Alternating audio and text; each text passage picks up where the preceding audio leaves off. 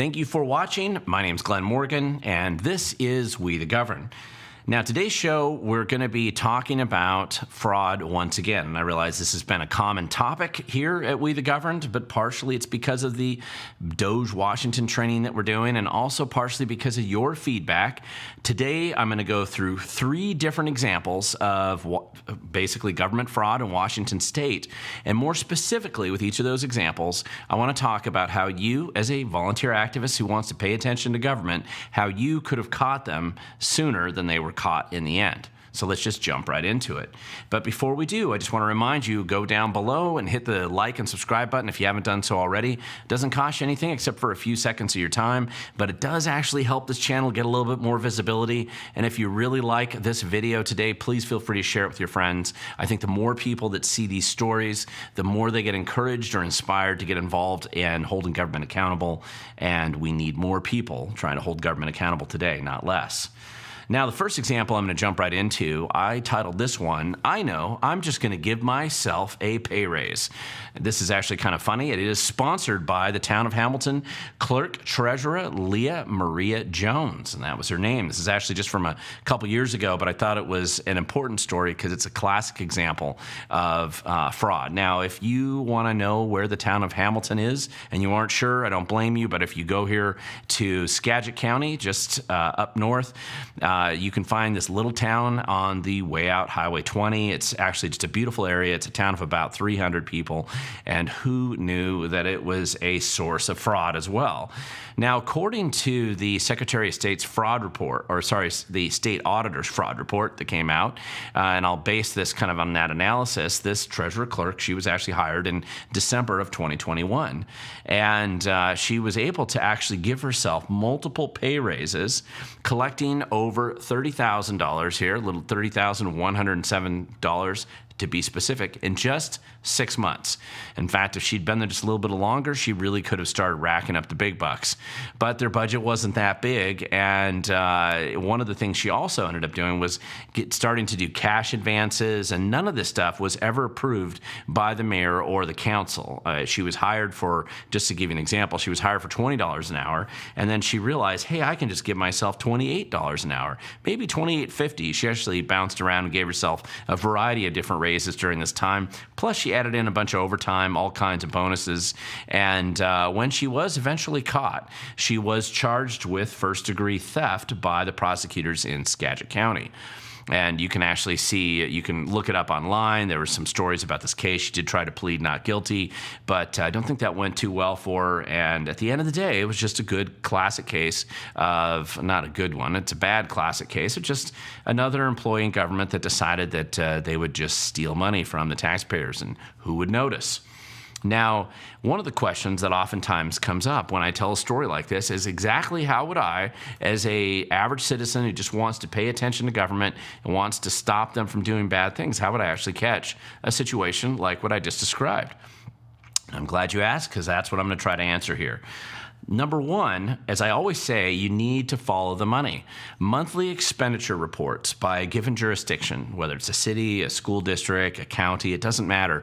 Detailed expenditure reports, which are public record, if you start to look at those, that is where you're going to find discrepancies, and you would have actually been able to catch her if you had looked at those monthly expenditure reports, primarily because you would have noticed the obvious discrepancies, the sudden spikes in pay or the sudden spikes in payouts to her, plus the checks that were made out to her as specific expenditures as a clerk treasurer. One of the things I noticed that she did is that even though they put money into her retirement fund, she actually took that same amount of money and also just gave it to herself as an extra cash bonus with no approval by the elected officials. That would have stood out like a red flag if you'd been looking at those expenditures on a regular basis.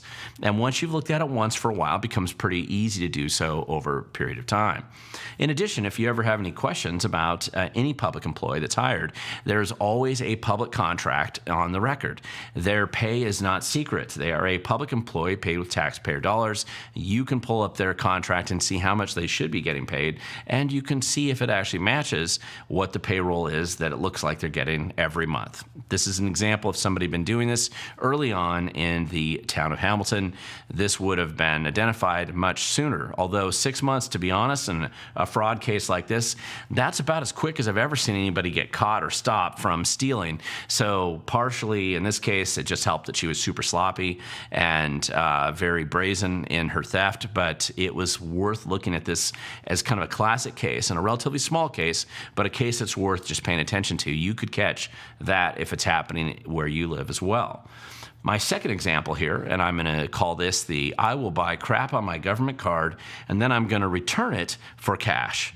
And this is actually brought to you by the Bellevue College in Bellevue, city of Bellevue, obviously, and it was sponsored by their former director of food services and events. And this is actually kind of an interesting example of fraud. This is the type of thing that actually occurs frequently in a government all over the place, mostly because tracking physical assets, so in other words, items that were purchased by government, oftentimes nobody's really following through on hard assets and what's happening with them. And in this case, just in case you don't know where Bellevue is, this is right next to Seattle, right across the lake. It's the place where Seattle businesses go to flee the abusive policies of Seattle. And the Bellevue College is actually more on the east side of Bellevue, close to I-90, if you know where the crossroads area is of Bellevue. And according to the state auditor's fraud investigation report, this guy managed to steal $31,510, and he probably stole another $12,093. It was over a 5-year period of time, so it wasn't a massive amount in any one period of time, but he just kept doing it on a regular basis, month in, month out. Maybe there'd be a month that he didn't steal something, and then he would do it the next month.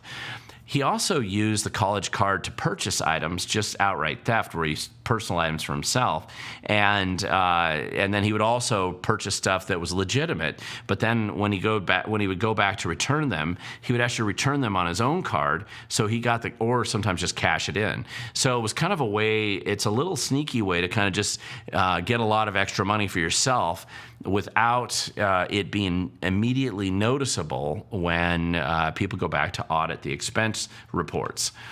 Now, he also used the card, as I mentioned, for personal expenses and, of course, personal travel that had nothing to do with his work. And it was easy for him to kind of merge that together and continue to do this, as he did for about 5 years. Now, the question is, how would you, if you were paying attention and you were looking into this, how would you catch something like this? And I'm going to go back to something that I have said many times in a lot of my DOGE Washington training classes before. Again, always follow the money. But the detailed credit card expenses and the reports and the receipts, they are oftentimes incredibly revealing, and they show a lot of expenses that are, if somebody's going to be doing bad things, and it's going to show up oftentimes in the credit card receipts. Very rarely, it seems, does anybody really pay attention or look into this. And all those credit card receipts, bills, and expenses are public records. You as a citizen can go and get copies of them and start looking at them. One of the other bonuses you're going to find is that if you're requesting copies of those, you're going to find out that whoever's supposed to be the fiduciary in charge of whatever's going on in that jurisdiction, they'll start to pay a little bit more attention too, and that's the extra bonus you get by filing these records requests.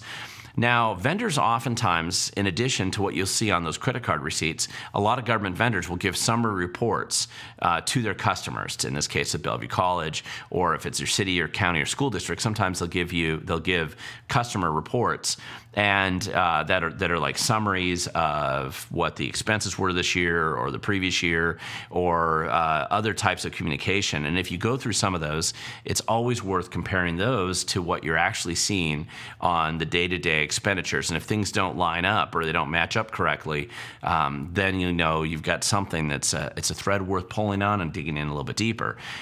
Unusual travel expenses is a common way that money gets stolen in government and actually big business as well. And it's something that's typically focused on from an auditing standpoint, presuming you actually have real auditors involved. So I would say that that's another place that if you're just starting out looking at your local government, look at their travel expenses and see if there's something weird or strange going on there. Because if there is, that is usually the smoke that indicates there's fire, and it's not a good thing. Now, my next third story that I wanted to tell you today is, I'm titling this, and this is the third example, if I steal money from the kids, nobody's going to notice, and the kids can't do math anyway. This is brought to you by the White Pass School District, and more specifically, it was sponsored by the White Pass School Secretary, former now, and who was involved with the Associated Student Body Funds, or if you're in a high school, ASB funds.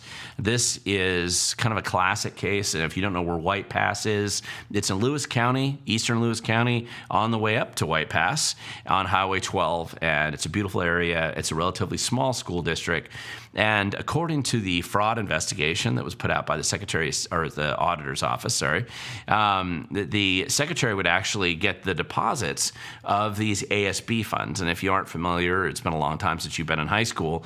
Associated Student Body Funds are oftentimes fundraisers or activities or events that the high school students are putting on, and that money that they collect, sometimes from ASB fees or other types of activities, all gets pooled together in an ASB financial report. And the treasurer for the school district was letting the secretary go make these deposits. The problem was that she was actually creating two different sets of books. One that she would show to the secretary and presumably the school board and say that totally reconciled, everything looked great. However, there was a substantial discrepancy between what she was presenting to them and what was actually in the bank accounts, and eventually she got caught. Now, she ended up stealing about $23,135 in 18 months. It could have been more. In most of these cases, the state auditor's office, even their fraud investigation unit, they're a little bit soft and squishy on the numbers because if they're going to do a report, they're rock solid on those numbers typically, but there's oftentimes this fuzzy amount of money that also is probably stolen, but they don't have the same level of evidence for it. And so the way they write their reports, it's a little bit different. But it also is usually an indication of poor financial controls. So sometimes they aren't totally sure whether those are appropriate expenditures or not when they go back and they dig through it and there wasn't anybody there paying attention, which is why we get into situations like this in the first place. Now, in her case, she did admit to stealing the funds, and she promised to pay it back, and it looks like she has been going through that process of trying to pay it back. This was a couple years ago, but it's a classic case of something like this happening in a school district. And now the question again, how would you or I catch somebody like that if something is happening? Now, this one's not as hard as you think. I mean, again, going back to always following the money, always pay special attention to any of these odd funds that appear to be in very different ledgers or separate bank accounts, or at least accounted for substantially differently. These small and odd funds are very common places for money to go missing, not just in school districts, but all over the place. Now, if you are looking in a school district, the ASB funds, this is actually considered, and I used to be a school board member, so this was something they used to drill in all the time. The ASB funds are actually considered the most likely place for fraud to occur, for money to disappear and nobody to necessarily notice. And the reason for that is that you have fairly high level of student turnover. They're graduating every year, even in Washington State. And although they may not know how to do math, they've at least been collecting cash. It's been pooling up in that ASB fund. But the students that might have noticed it, because they usually have a treasurer themselves, they're graduating, they're moving on. And so there's oftentimes very transitionary, just the transitory sort of population that relies on those funds to get projects done or to do whatever, the dance or whatever they're going to fund with that money. And the adults oftentimes aren't paying as much attention to that as they are to, say, the operating funds for the building or other types of funds of the school district. So it's considered the number one place, most likely in an average school district, to have money stolen. So this White Pass story isn't actually that unusual. But it's a place that if you want to start looking at where money could potentially be disappearing, it's always a good first place to start. Credit cards and the ASB funds at a school district is a good place to start. Also, when you look at the bank statements and the statements that come to the school district or the city council or the county commission, those are public records, comparing those reports and then comparing the equivalent presentation that might have been made by the treasurer or the clerk treasurer, depending on what kind of jurisdiction you're in, at that time, comparing those two and seeing how close they match up, that's a good practice. Anybody doing that from the outside, if you start to do that over time and something fishy is going on, you're going to be able to spot it usually pretty quickly. Don't presume anybody else is looking. They'll tell you they are, but frequently they aren't, which is why a lot of these things go on for months and years and sometimes decades before anybody ever gets in trouble or gets caught. And again, so in summary, when I talk to people about following the money, it is the most important thing that you can start out with when you go to look at a given jurisdiction. You may find that the way they spend the money is really bad, or you maybe find contracts that are kickback schemes or grifting operations, but it all starts with the money. And starting with the money is going to lead you down rabbit holes that you probably wouldn't have expected to follow. But it simply shows up as an obvious place to look when you see significant discrepancies in the cash funds there. And remember, when we're talking about government, my definition of government bureaucracy hasn't changed in about a decade and a half now, which is essentially mountains of corruption that are concealed by an ocean of incompetence.